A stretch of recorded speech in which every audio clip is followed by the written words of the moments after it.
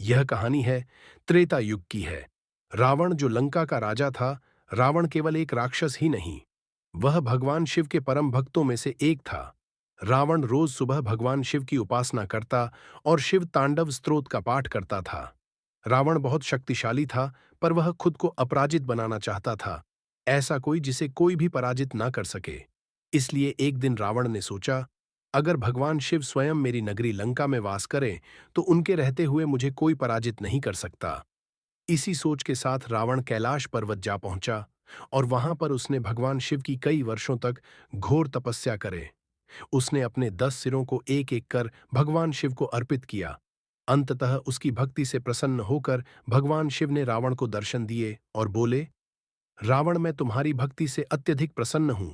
तुम कोई भी एक बार मुझसे मांग सकते हो। रावण ने बिना देरी किए हुए बोला, हे महादेव, मुझ पर कृपा करें, मेरे साथ लंका चले और वहीं पर निवास करें। शिवजी रावण की मनसा समझ गए थे। वह मुस्कुराए और बोले, मैं स्वयं नहीं आ पाऊंगा रावण, लेकिन मैं यह आत्मलिंग तुम्हें देता हूं। इसे तुम जहां भी स्थापित कर दोगे, यह वही स्थायी रूप से स्थापित हो जाएगा।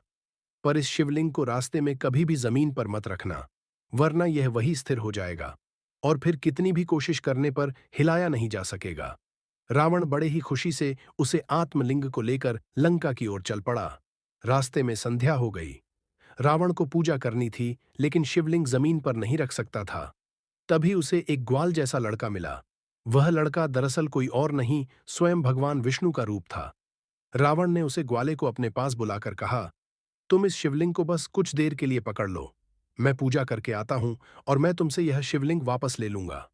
फिर ग्वाला रूपी भगवान विष्णु ने कहा, ठीक है, मैं पकड़ लूंगा शिवलिंग को, पर मैं ज्यादा देर तक नहीं पकड़ पाऊंगा।